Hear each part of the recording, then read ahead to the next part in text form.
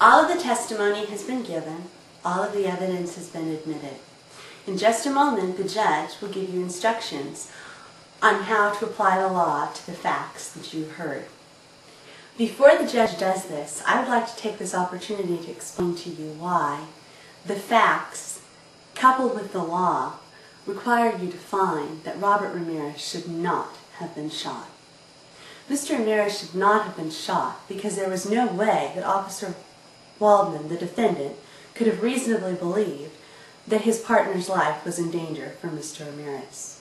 The jury instructions define the requirements that you must cover to decide the reasonableness of Waldman's action. You must decide, under all the circumstances, if you find that he reasonably believed that his partner's safety was being threatened by a man armed with a knife, you may find his action reasonable. If you find that his partner was not so threatened, you may find his action negligent or wanton, depending on the degree of unreasonableness under the circumstances. In assessing the reasonableness of Mr. Waldman's conduct, you may consider any valid regulations of the police department. Let's establish the circumstances. It was night. A car had tailgated the defendant and his partner. A man emerged from the car, perhaps a trifle unsteady, spewing incoherent yelling, according to the defendant, and then engaged in a tussle with the defendant's partner, all while the defendant was seated in the passenger seat of their unmarked car. At this time, while Ramirez and his defendant's partner were struggling, the defendant decided to get out of his car, draw his service gun as he rounded the vehicle, and approach behind the plaintiff, Mr. Ramirez, and fire a shot into his back to end the tussle. Making a decision about the reasonableness of the defendant's conduct, you are free to consider all applicable regulations of the Chicago Police Department. Specifically, you can consider Chicago Police Department General Order number 87-B, which deals with the subject of deadly force. I'd like to read to you from Section 3, Department Policy. Section A. An officer is justified in using force likely to cause death or great bodily harm only when he reasonably believes that such force is necessary. And there are three circumstances given. Number one is to prevent death or great bodily harm to the officer or another person. Goes on to say in Section B, the use of a firearm in any case is a last resort measure.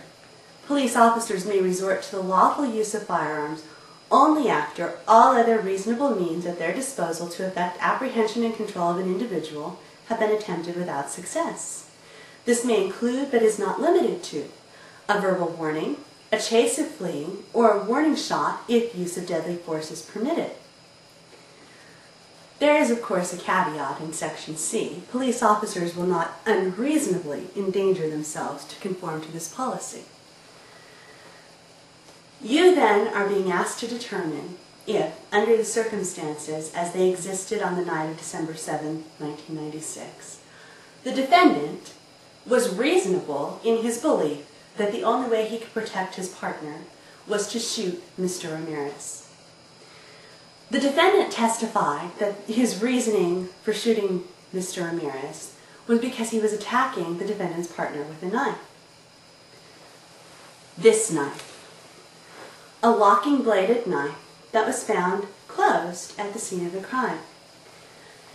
As noted in the incident report prepared by Sergeant Sloan Toms, who was at the scene on that night, he states, I observed a closed jackknife lying to Mr. Ramirez's right.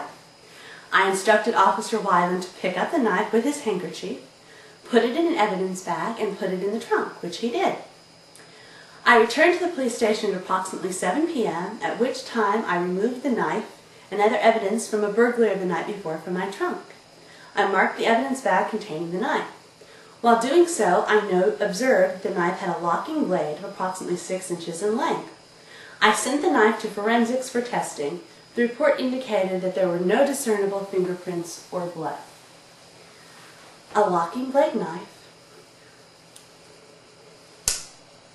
found closed, and when tested, no blood was found.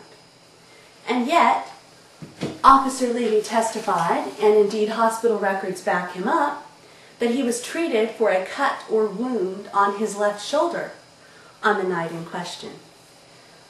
But there was no blood on the knife found at the scene. Another point. The knife, according to the sergeant's report, was found to Mr. Ramirez's right. And yet, Mr. Ramirez himself testified, and his wife's deposition corroborated this, that Mr. Ramirez is left-handed. Furthermore, Mr. Ramirez was shot in the right shoulder. How did the knife end up closed? So, we have a knife found closed with no blood as one of our circumstances. Another circumstance, by Officer Waldman's own testimony, he was 3 feet away from Mr. Ramirez when he fired the shot. Read you the question and the defendant's answer. And then you come around and you get to the point where you're 3 feet away from him.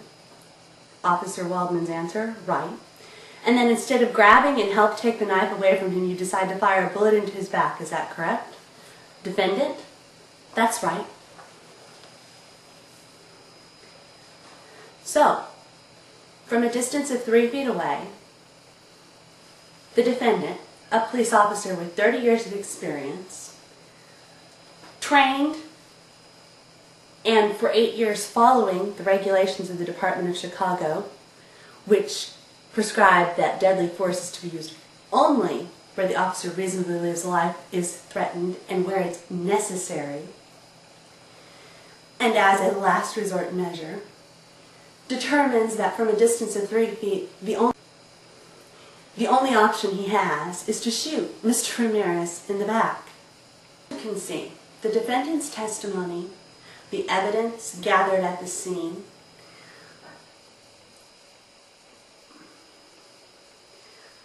the orders, that the training that the defendant has received and the orders that he was under, all couple up to create a circumstance in which Mr. Ramirez should not have been shot.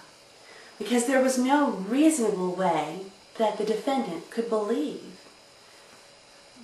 that his partner's life was in danger. In light of the facts and the applicable law, we ask that you find that the defendant acted in a wanton manner when he shot the plaintiff, Mr. Ramirez, or at a minimum that he was negligent in such a shooting without resorting to other measures to end the tussle first. Ladies and gentlemen of the jury, thank you.